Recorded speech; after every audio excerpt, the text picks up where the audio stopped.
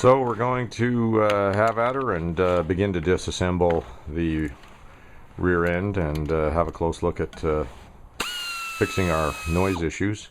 So off comes the drive shaft with the 4 bolts that hold it to the yoke.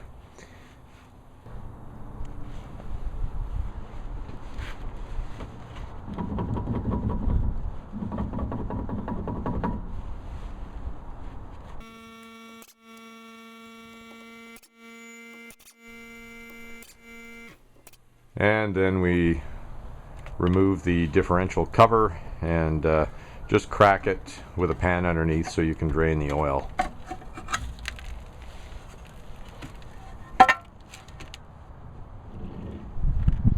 I don't see any chip teeth, at least on the ring gear, so that's a good start to the untrained eye.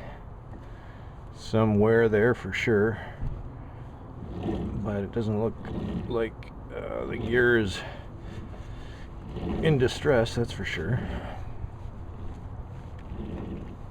Just taking a cursory look at the gears, and there doesn't appear to be any obvious major damage to the gears, so that's a good sign.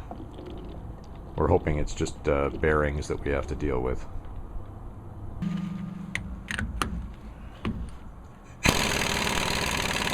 So we can start by removing the pinion nut to allow us to get the pinion off, and then there's a couple of bolts for the bearing caps on each side to remove the bearing caps. With all of this disassembly, you want to make sure that you keep track of the orientation of the bearing caps, and ultimately when you pull the carrier out, the shims on each side, you want to keep everything together and make sure that you keep track of which came from the left and right side, because these are machined as a set generally. Keeping everything together, including these shims.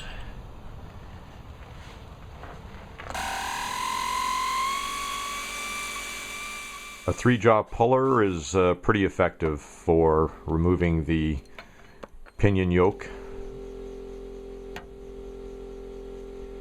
And then your pinion bearing and shaft should basically be free to come out, and we'll go from there.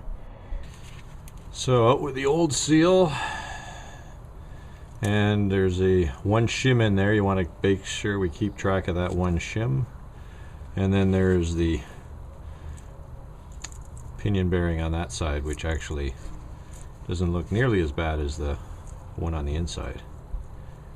The old races for the pinion bearings, there's 2 pinion bearings, an inner and an outer pinion bearing, and there's races which you can tap out with a hammer from each side. You come in from the opposite side, and there's a little channel that allows you to get a punch in there on the side of the race and tap it out. There's the inner race, and just at a glance you can see there's some pretty bad wear on that race, so it's got to be replaced, obviously. So here we have the pinion out, and if you have a look at the bearing on the pinion, there's clearly some substantial pitting in this this bearing, so these rollers do not look very good. So I think we can assume that that's certainly part of our problem. This bearing needs to be replaced.